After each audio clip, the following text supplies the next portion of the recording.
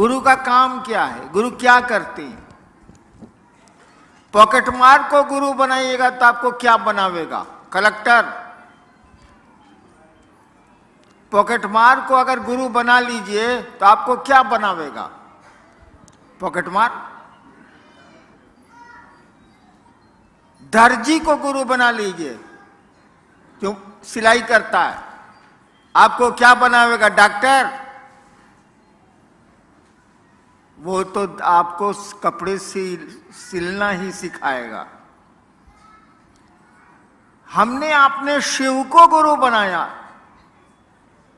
या हम आप कहते हैं कि शिव को अपना गुरु बनाए आप?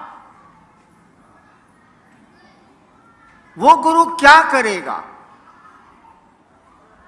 बचपन से हम लोगों ने संस्कृत में पढ़ा है, आपने भी जरूर पढ़ा होगा।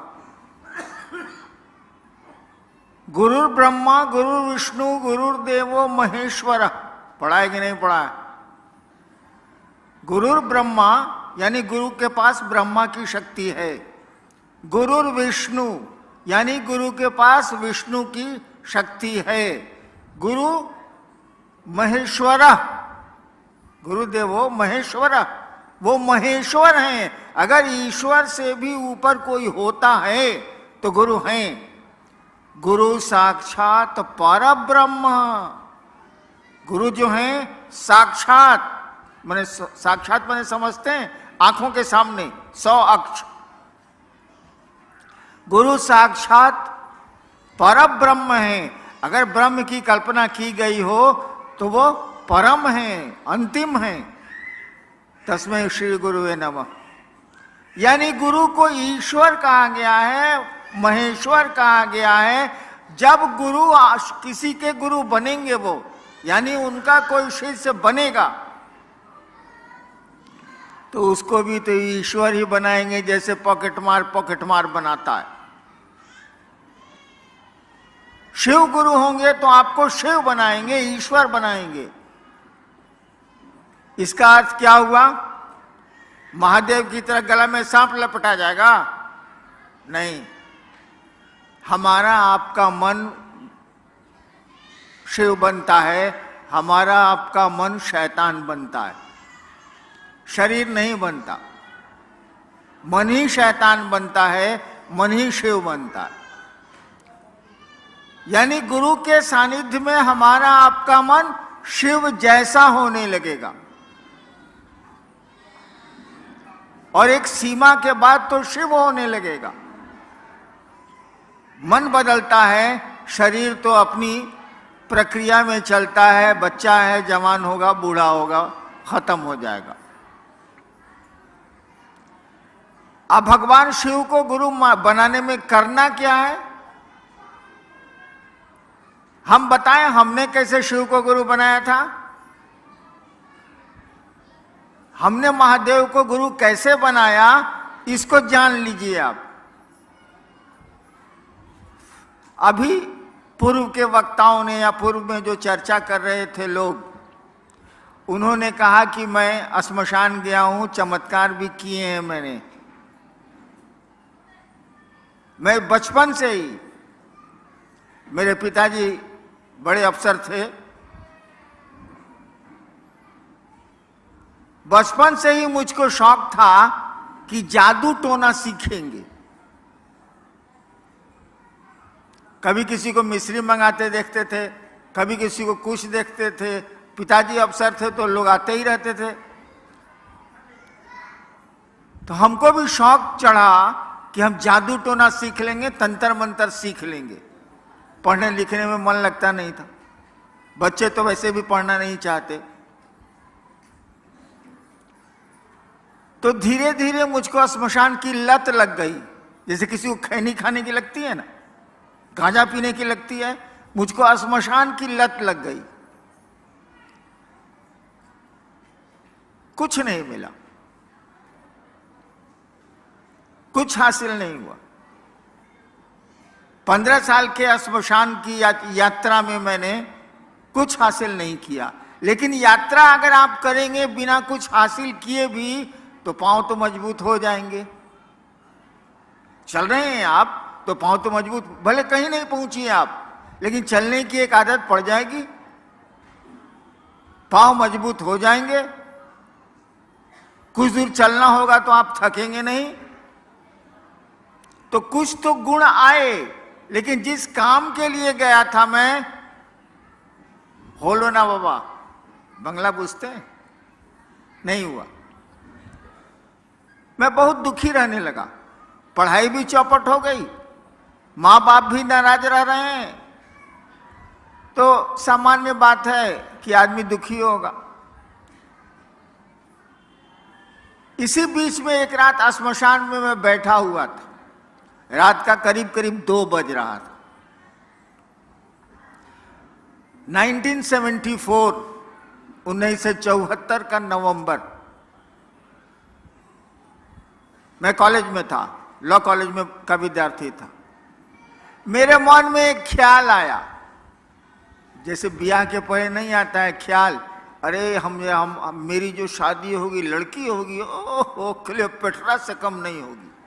ख्याल आया, हाँ ख्याल आता रहता है ना हम लोगों को, हमको भी वो ख्याल आया। श्मशान में तो कोई रह गया नहीं, वहां सिनेमा तो चलता नहीं है, 2 आदमी साथ जा नहीं सकते हैं, अकेले बैठना है घूप अंधेरे में। मुझको भी एक ख्याल आया। क्या ख्याल आया? सब लोग कहता है कि गुरु भगवान होता है, सब लोग कहता है गुरु भगवान होता है। हम सोचे, थोड़ा उल्टा सोचते हैं हम सोचे कि तो भगवान गुरु काहे नहीं है? हर जगह नहीं चलेगा, हर लड़की लड़का होती है तो हर लड़का लड़की भी हो जाएगा, वहां यहां नहीं चलेगा। लेकिन हमरे मन में आया कि सब लोग कहता है कि गुरु भगवान होता है, हम सोचा कि तो भगवान गुरु काहे नहीं होता है। बस ये जो ख्याल आया कि भगवान गुरु क्यों नहीं होता है, मैंने भगवान को गुरु बना लिया। हम कहा अब किसी को गुरु नहीं बनाएंगे, भगवान को बनाएंगे। मेरे पिताजी शिक्षा विभाग के एक राज्य के डायरेक्टर थे, वो अक्सर मेरी माँ को कहते थे, हमको इससे मतलब नहीं था, मैं तो मसानी था, वो अक्सर सुनता रहता था कि वो माँ को कहते थे कि जानती हैं भगवान शिव को कहा जाता है, वे ही ईश्वर कहे जाते हैं। पढ़े लिखे बहुत थे वो, तो मेरे कान में बात थी कि भगवान शिव को कहते हैं। जैसे मैंने सोचा कि भगवान को ही गुरु बनाएंगे, वैसे मैंने सोचा कि शिव भगवान है, बाबूजी कहते हैं। मैंने शिव को भगवान समझ के गुरु बना लिया। मैं नहीं जानता था कि शिव गुरु हैं, मुझको नहीं पता था, लेकिन शिव भगवान है ये तो लोग जानते ही हैं, मैंने भी सुन रखा था। मैंने भगवान शिव को गुरु बना लिया कि भगवान को गुरु बनाना है तो भगवान शिव है, भगवान है तो हम मान लेते हैं। और मैंने, मेरी एक आदत, आपको बहन कह दिया तो बहन मानेंगे, आपको भाई कह दिया तो भाई मानेंगे, जिद्दी आदमी हूं मैं थोड़ा। मैंने जब भगवान शिव को अपना गुरु मान लिया तो 3 कसमें खाई। तीसरी कसम फिल्म कौन कौन देखा है? हाथ उठाइए तो। कोई नहीं। राज कपूर की फिल्म तीसरी कसम, आहे बाल।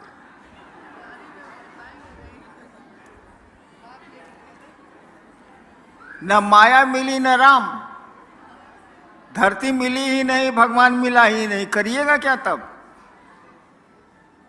हमने भी 3 कसम खाई। नंबर 1, अब शिव को, भगवान शिव को गुरु मान लिए हैं, अभी के बाद से ना श्मशान जाएंगे, ना कोई कुछ कहेगा तो करेंगे, ना पूजा पाठ करेंगे, कुछ नहीं करेंगे।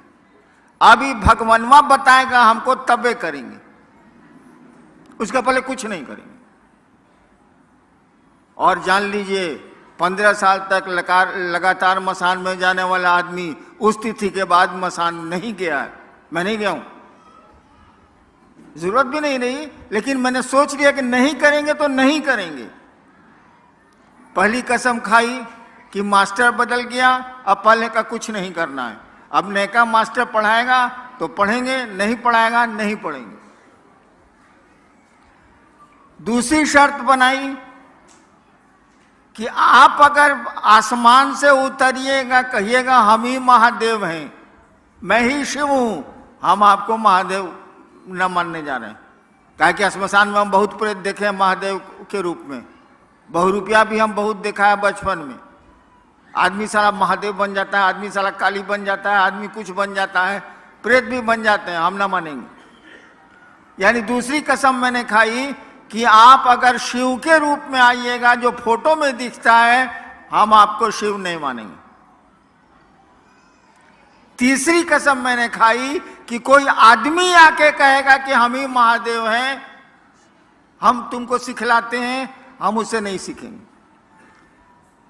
आज 70 साल मेरा हो रहा है, अब तक अपनी तीनों कसमों पर मैं खड़ा हूं, नहीं तोड़ी मैंने कसम। और मात्र ये ख्याल आया था, हमको मालूम भी नहीं था कि वो गुरु हैं। ख्याल आया था कि गुरु भगवान होता है। भगवान हमने सुन रखा था शिव को कहते हैं, और हमने शिव को गुरु मान लिया तो आज 40-42 साल से माने हुआ हूं। उसके बाद गुरु ने हमको सिखलाया, मेरे महादेव ने मुझको सिखलाया, तो आपको जो सिखलाया आपको कहने चला आया, वही कहता भी हूं। उन्होंने मुझको, बोलते तो है नहीं वो, आपको जीवन की घटनाओं से समझाते हैं वो, और बोलने से कुछ होता भी नहीं है। हाथ जब तक आग में नहीं जलेगा, आप नहीं समझेंगे कि हाथ किस तरह से जलता है, कैसी आग में। बोलने से क्या हो जाए। महादेव ने मुझको सिखलाया कि दया मांगनी चाहिए। महादेव ने मुझको सिखलाया कि दूसरों को बताओ कि शिव गुरु हैं, वो शिष्य बन सकते हैं, बनाओ उनको। और तीसरा कि नमः शिवाय आप अपने प्रणाम में प्रयोग कर सकते हैं। गुरु हैं तो प्रणाम करना ही है, गुरु है तो दया मांगनी ही मांगनी है, और अच्छी चीज़ आपको मिली है तो दूसरे को नहीं बताइएगा भाई साहब। गांव में एक आदमी कलेक्टर बनता है तो उसका गांव वाला है या उसका परिवार वाला सबको कहते चलता है कि हमारा बेटा कलेक्टर हुआ है, हमारा बेटा कलेक्टर हुआ है। बताइए, बेटा कलेक्टर हो गया तो गांव भर को सुना रहा। आपने शिव को ही गुरु मान लिया तो दूसरे को नहीं बताएंगे आप। अचूक कोई दवा आपको मिली है किसी असाध्य बीमारी की, दूसरे को नहीं बताएंगे आप। गुरु ने कहा दूसरों को बताओ कि शिव गुरु भी हैं और वे उनको अपना गुरु बना सकते हैं, वे उनके शिष्य हो सकते हैं। अब देखिए आप लोगों ने क्या भेजा है, उसको मैं देख लेता हूं।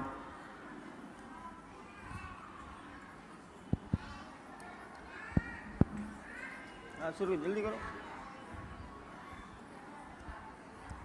गुरु भाव कर्म बंधनों को तोड़ते हैं, कैसे समझाने की कृपा करें। गुरु कर्म बंधनों को तोड़ते हैं कैसे? डॉक्टर पेट चीर के बीमारी ठीक करता है कैसे? तो साले डॉक्टरवा से न पूछ, हमसे क्या पूछ रहा। गजब हाल है। सवाल आया है कि गुरु कर्म बंधनों को, कर्म फल को तोड़ते हैं कैसे? आए बात, मिस्त्री माइक्रोफोन बना रहा है कैसे? अरे साला मिस्त्री के पास जो ना पूछ, हम मिस्त्री हैं तो गुरु के पास जाइए, पूछिए। नेक्स्ट, गुरु आदेशित कर्म करने भर से गुरु की दया मिलती है। गुरु आदेशी कर्म कैसे करें? आदेशित कर्म करने से। एक भाई ने पूछा है कि गुरु ने जो आदेश दिया उसको करने से उनकी दया मिलती, छोड़ दीजिए उसको। हम लोग बाप भी हैं, कुछ माँ भी हैं, यहाँ कुछ बच्चे भी हैं। आप अपने बेटा को कहते हैं कि जाओ एगो आम पीस के तो आम तोड़ के पेड़ से लाओ, आज जबकि आम का पेड़ उसके हाथ में है, टूट जाएगा हाथे से, और नहीं जाता है। 5 दिन उसको कहिएगा अरे जो न रहे चटनी खाएला है, अम्मा को तोड़ के लाना, और नहीं जा रहा है। दूसरे एगो बेटा को कहते हैं कि जाओ ना यार वो आम तोड़ के लाओ ना, चटनी खानी, वो तोड़ के बेचारा ला देता है। तो किसको ज्यादा मानिएगा, जो चटनी आम तोड़ के ले आता है उसको, कि जो आम तोड़ के नहीं लाता है उसको? बेटा दोनों है, कोई काम पड़ेगा तो उसी को न कहिएगा। तो गुरु का जो आदेश करेगा, गुरु की दया उसी पर न होगी। गुरु कह रहा है कि टांग ऊपर मुड़ी नीचे, आप कह रहे हैं कि नहीं टांग नीचे मुड़ी ऊपर, ये कैसे चलेगा? गुरु कह रहे हैं कि दूसरों को समझाओ, दिन भर गप मारिएगा। हम मसान में रहते थे, मसान के लोग कम बोलते हैं, वहां किससे बात करिएगा? अब मेरी शादी हुई 1972 में, जिस दिन शादी हुई उस दिन रात भर मेहरारू के साथ गुटरगुई की हैं। दिन भर रात भर बकर बकर करती हैं। कहा गया कि जरा महादेव के बारे में गप करिए, तो हो ही नहीं रहा है। ये बदमाशी नहीं चलेगा ना, कैसे चलेगा? गुरु आदेशित कर्म करिए, किसी के भी आदेश पर काम करिएगा। एक सुन लीजिए, एगो किरानी को हम बदल दिया पटना से सहरसा, एक किरानी का तबादला कर दिया पटना से सहरसा। आया, आते आते गोड़ धर लिया मेरा ऑफिस में कि सर मेरा परिवार पटना में रहता है, उसको हमको सर छोड़ दीजिए सर, हम पटना में रहना चाहते हैं। हम 2 रुपया पॉकेट से निकाला उसको दिया कि जाओ सामने पान की दुकान है, सचिवालय के बाहर पान ले आवे वो। अब वो कहे कि जीना जब तक मेरी बदली रोकिएगा नहीं, हम कुछ छोड़बे नहीं करेंगे आपका गोड़। हम कहे रे ये 2 रुपया ले आए, पान ले आ। नहीं लाया, वो मेरा गोड़ नहीं छोड़ा। 6 साल तक उसको सहरसे में रहना पड़ा, पटना वापस नहीं हुआ। साला मेरा आदेश है पान लाने के लिए, तो साला मेरा गोड़ धरे हुए। ठीक है, तो गुरु का आदेश नहीं मानिएगा, कहिएगा नया महादेव को। एक आदमी हमको बोला कि ना आप आरती करते हैं ना कुछ करते हैं। हम कहे बाबू सुनो, बाप जब घर में आता है तो बेटवा आरती करता है कि बाबूजी जय जगदीश हरे, ओम जय जगदीश हरे। नहीं ना, बाबूजी को करता है। माई को करता है ना, कहाँ करता? अगरबत्ती दिखाता है, ओम पिताजी नमः, ओम पिताजी नमः दिखलाता है। तो महादेव को आरती करेंगे तबे खुश होगा वो। आए बा, महादेव को अगरबत्ती दिखाएंगे तबे प्रसन्न होगा वो प्रसन्न तब होगा जब उसको आप अपना समझिएगा। अपनापन का जब अपनेपन का जब भाव आवेगा ना, तब वो प्रसन्न होगा। ये आरती अगरबत्ती से क्या प्रसन्न होने जाए? ठीक है ना से, हाँ ठीक है, चलो एक अच्छा काम है करते हैं, लेकिन कोई जरूरी थोड़ी है। गुरु का जो आदेश है वो तो करना ही चाहिए। वैसे अगर आप संस्कृत समझते हैं तो जान लीजिए, शिष्य शब्द बना है संस्कृत में शस धातु से। शिष्य शब्द जो बना है वो शस धातु से बना है संस्कृत में। उसी से बना है शासन, उसी से बना है प्रशासन, उसी से बना है अनुशासन, और उसी से बना है शिष्य। शिष्य शब्द का अर्थ होता है जो अनुशासित होने योग्य हो। शिष्य शब्द का ही अर्थ होता है जो अनुशासित होने योग्य हो, यानी गुरु जो कहते हैं वो करने लायक हो, वही चेला है। तो गुरु का आदेश तो हमको आपको करना ही पड़ेगा, और तभी उनकी दया मिलेगी। नेक्स्ट, जब हम शिव को पूजा करते हैं तो गुरु बनाना जरूरी है, कृपया हमें समझाएं। जब हम शिव की पूजा करते हैं तो गुरु बनाना जरूरी है, हमें कृपया समझाएं। हाँ, वही हाल है। महादेव तो बाबा है भाई, शिव तो कहा जाता है चंदा मामा सबके मामा, शिव घर घर के बाबा। बाबा तो है वो, और बाबा की संपत्ति में पोते परपोते लकड़ पोते जो जो कहिए सबका अधिकार होता है कि नहीं होता है? भारत के कानून, विश्व के कानून में तो है। बाबा की संपत्ति में सबका अधिकार है, ये तो हमको आपको मालूम है। तो हवा मां शिव की, पानी उसका, धरती उसकी, पेड़ उसके, नदियां उसकी, समुद्र उसके, हम उसके, तो संपत्ति का भोग ले रहे हैं, संपत्ति भोग रहे हैं। लेकिन बाबा की संपत्ति में पोती का अधिकार है, लेकिन बाबा के ज्ञान में पोती का अधिकार है, जरा बता दीजिए। पोती बैठी हुई है ना मेरी। बाबा की संपत्ति में भारत का कानून इसको अधिकार देता है। मैं स्टेट ही रहा हूं, गर्भ में अगर बच्चा है, मां के गर्भ में अगर बच्चा है तो उसको भी संपत्ति का अधिकार है, कानून है ये। इनको तो हमारी संपत्ति में अधिकार है, लेकिन जब तक ये ज्ञान लेना नहीं चाहें, क्या इनको ज्ञान हमसे मिलेगा बाबा से? गधा के गधा रह जाएंगे। तो शिव से जब तक आप ज्ञान नहीं लेंगे, जिसने सृष्टि बनाई है, जिसने हम सबको बनाया है, जो रख रहा है, जो तोड़ रहा है, जब तक ज्ञान नहीं लेंगे आपको ज्ञान नहीं मिलेगा। संपत्ति तो भोगे रहे, हवा उन्हीं की है, हम भी उन्हीं के हैं, पानी भी उन्हीं का है, सूरज भी उन्हीं का है, बादल भी उन्हीं के हैं, सब कुछ तो उन्हीं का है, उसी परमात्मा की सृष्टि है। तो हम लोग भोग तो रहे हैं संपत्ति, लेकिन ज्ञान को भोगने के लिए, ज्ञान में हिस्सा लेने के लिए हमको आपको शिष्य की मानसिकता में जाना होगा और उसी सत्ता को, उसी शिव को अपना गुरु बनाना होगा, ताकि ज्ञान में भी आपको हिस्सा मिले। संपत्ति में तो हिस्सा मिला हुआ है। नेक्स्ट। गुरुर ब्रह्मा गुरुर विष्णु गुरुर देव महेश्वरा, इसमें तो सभी को गुरु बोला गया है, तो महादेव ही हमारे गुरु कैसे हुए? क्या? गुरुर ब्रह्मा गुरुर देव गुरुर, हाँ ठीक है, हम समझ गए, आगे पढ़ो ना। इसमें तो सभी को गुरु बोला गया है। ओ अच्छा। भाई साहब ने पूछा है कि गुरु ब्रह्मा गुरु विष्णु गुरुदेव महेश्वरा में सब देवता को गुरु बनाया गया है, तो शिव को गुरु मानने की जरूरत, सब देवता तो गुरु है ही ले। भोजपुरी में वो कहावत बा, भगचोनर हुआ का हो। हाँ, जैसे मैं आया, इस हॉल में आया तो इतनी बत्तियां जल रही थी कि हम चुनहरा गए। हमने कहा बंद करो, मैंने तेज रोशनी में नहीं सूझना भगचोनर।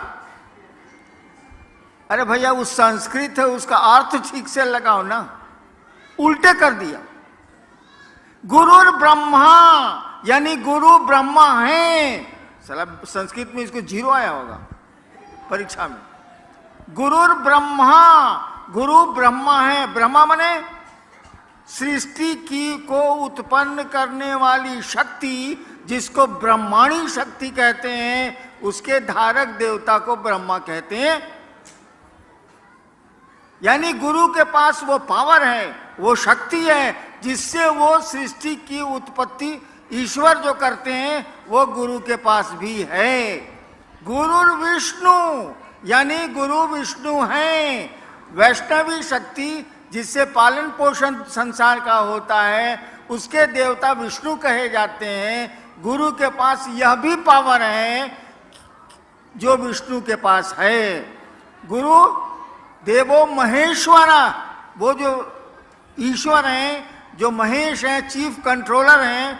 महेश का मानी होता है नियंत्रक, वो भी गुरु को पावर है, यानी नहीं रहेगा तो आज जीव को कैसे उसे बनाएंगे।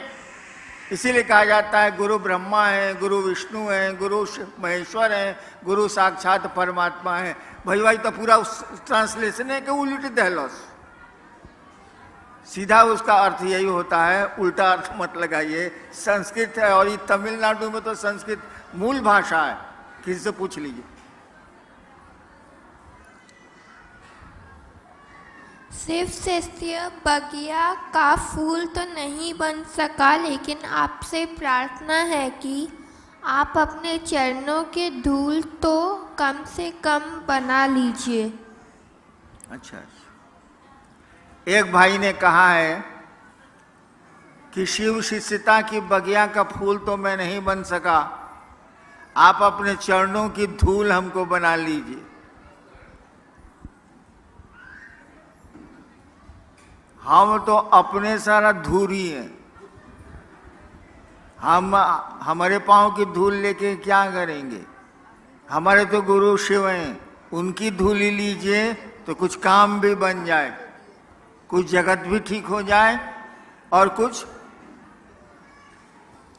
पारलौकिक जगत भी ठीक हो जाए। मेरी धूल लेके क्या करेंगे। जैसे आप हैं वैसे हम हैं, आप भी शिव के शिष्य हैं, हम भी शिव के शिष्य हैं, दोनों में कोई फर्क तो है नहीं। नेक्स्ट, मेरा बेटा शिव से को गुरु मानने के लिए तैयार नहीं, तो हाँ, क्या करें। एकदम ठीक है। एक भाई ने पूछा कि मेरा बेटा महादेव को गुरु मानने के लिए तैयार नहीं है, इससे बढ़िया बातें नहीं हो सकती है, छोड़ दीजिए। जो कहे ना, समझ लीजिए एक दिन वहां कहेगा। जो कहे हाँ, चलो वो तो ठीक है, बाद में ना कह सकता है।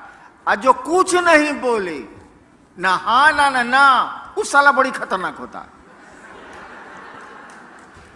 जो ना कह दिया वो एक दिन हाँ कहबे करेगा, जाएगा कहाँ वो। तो बेटवा नहीं मान रहा है तो मानेगा एक दिन जरूर। अगर बेटवा कुछ नहीं बोलता है, चुप, तो समझ लीजिए सारी डेंजरस, कुछ नहीं करेगा ये। चलिए, सिर्फ गुरु हैं ये समझते हुए भी मन अपना समझता नहीं है, लेकिन मैं अपना समझने के लिए करने की किसी को ज़रूरत नहीं है। मन समझने के लिए क्या करें। वही 3 सूत्र। आपका मन समझे कि शिव मेरे गुरु हैं, 3 सूत्र ही करने होंगे आपको। और मूलतः महादेव से दया मांगनी होगी। आप लोग तो नमः शिवाय करते नहीं होंगे, कोई करता है नमः शिवाय? कौन आदमी नमः शिवाय करता है? जरा हाथ उठाओ तो। अरे साला सब झूठ बोलता है।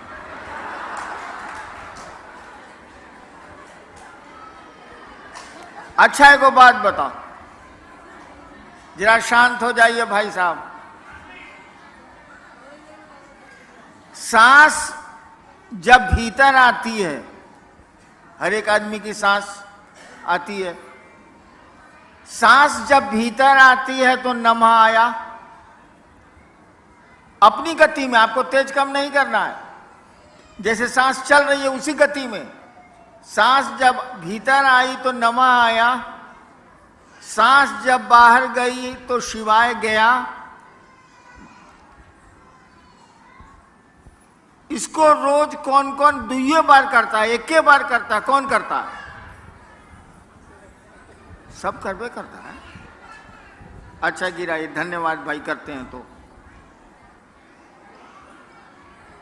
सांस प्रश्वास पर नमः शिवाय करते हुए महादेव को याद करिए।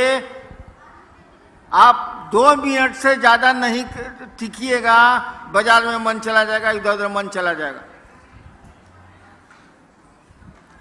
नमः शिवाय को आपको टुकड़े टुकड़े में करना है सांस पर। 1 बार किया, 5 बार, 11 बार से ज्यादा मत करिए। फिर 2 घंटा के बाद 2 बार कर लिया, फिर 3 घंटा के बाद 1 बार कर लिया। ऐसे ऐसे करके उसको टुकड़े टुकड़े में सांस पर, ऐसे ऐसे सांस मत खींचिएगा प्राणायाम की तरह। जैसे सांस चलती है उसी तरह से नमः आया, शिवाय गया, उल्टा भी मत करिएगा। नमः ही भीतर जाएगा, शिवाय ही बाहर जाएगा, उल्टा मत करिएगा।